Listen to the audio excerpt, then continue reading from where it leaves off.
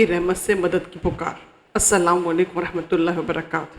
آج کی یہ ویڈیو ایک ایسے مختصر مگر بے حد پر اثر دعا پر مبنی ہے جسے نبی کریم صلی اللہ علیہ وسلم خود بھی مصیبت، پریشانی اور آزمائش کے وقت پڑھا کرتے تھے۔ جی ہاں، یا حیو یا قیوم برحمتک استغیث، اے ہمیشہ زندہ رہنے والے، اے قائم رکھنے والے، میں تیری رحمت سے فریاد کرتا ہوں۔ یہ صرف الفاظ نہیں، یہ ایک مومن کی فریاد دل کی گہرائیوں سے نکلی ہوئی پکار ہے جو اللہ تعالیٰ کی دو عظیم صفات کو مخاطب کرتی ہے۔ اگر ہم دعا کے مفہوم اور گہرائی کا جائزہ لیں تو اس دعا میں ہم اللہ کو اس کے دو خوبصورت اسماء حسنہ کے ذریعے پکارتے ہیں۔ الحیو، جو کبھی نہیں مرتا، ہمیشہ زندہ ہے اور ہر چیز پر قدرت رکھتا ہے۔ القیوم، جو خود قائم ہے اور ہر مخلوق کو سنبھالے ہوئے ہے۔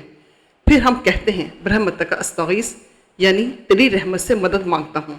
گویا ہم اللہ کی عظمت، قدرت اور مہربانی کے سامنے جھکتے ہیں اور اسی کی مدد پر مکمل بھروسہ کرتے ہیں۔ اگر ہم اس دعا کا قرآن مجید کی روشنی میں جائزہ لیں تو اللہ تعالیٰ نے قرآن میں بار بار اپنی ان صفات کا ذکر فرمایا ہے۔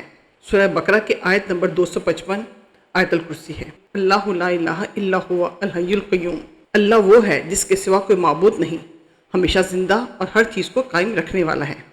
سورہ آل عمران کے آیت نمبر 2 میں یہی الفاظ دہرائے گئے ہیں تاکہ اس کی اہمیت مزید اجاگر ہو۔ سورہ فرقان کی آیت نمبر 58، اور اس زندہ ذات پر توکل کرو جو کبھی نہیں مرتی۔ اسی طرح سورہ طہ کی آیت نمبر 111، اور سب چہرے چھک جائیں گے اس زندہ اور قائم ذات کے آگے۔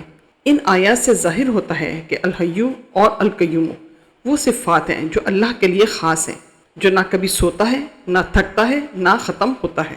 احادیث مبارکہ میں بھی اس دعا کی اہمیت کو واضح کیا گیا ہے۔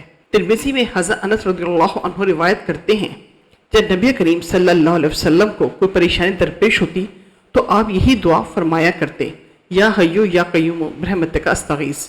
امام حسن بصری رحمۃ اللہ علیہ کہتے ہیں، جس کے دل میں خوف ہو، رزق کی تنگی ہو یا کسی بات کی سمجھ نہ آ رہی ہو تو اس دعا کو بار بار پڑھے۔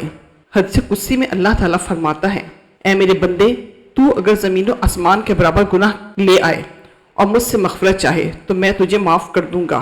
سامعین، یہاں پر کچھ اہم واقعات بیان کی جا رہے ہیں جن پر اس دعا کا مفہوم پوری طرح صادق آتا ہے۔ واقعہ بدر۔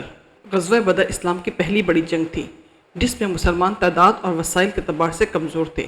رسول اللہ صلی اللہ علیہ وسلم ساری رات اللہ کے حضور دعا میں مشغول رہے، اے اللہ، اگر تو آج ان کو کفار کو غالب کر دے تو زمین پر تیرا نام لینے والا کوئی نہ رہے گا۔ یہ وہ لمحہ تھا جب نبی صلی اللہ علیہ وسلم نے اللہ کی رحمت اور نصرت کو اسی طرح پکارا جس طرح یا حیو یا قیوم برحمتک استغیث میں بیان کیا گیا ہے۔ حضرت مریم علیہ السلام کے واقعے کا ذکر ہے کہ جب حضرت مریم علیہ السلام نے تنہائی میں حضرت عیسیٰ علیہ السلام کو جنم دیا تو وہ غم، کمزوری اور بے بسی میں تھی۔ اللہ تعالیٰ سورہ مریم کے آیت میں 24 میں فرماتا ہے، غم نہ کرو، تمہارے رب نے تمہارے نیچے چشمہ جاری کیا ہے۔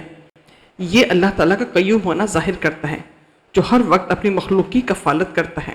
حضرت موسیٰ علیہ السلام اور دریا کا شق ہونے کا واقعہ ہے۔ فرعون کے تعاقب میں جب بنی اسرائیل سمندر کے کنارے بے بس کھڑے تھے تب حضرت موسیٰ علیہ السلام نے اللہ پر توکل کیا۔ سورہ شعراء کی آیت نمبر 62 میں ہے، میرے ساتھ میرا رب ہے، وہ ضرور میری رہنمائی کرے گا۔ یہ وہی اعتماد اور فریاد ہے جو برحمتک استغیث کے مفہوم کو زندہ کرتی ہے۔ اللہ کی رحمت سے ہی نجات ملتی ہے۔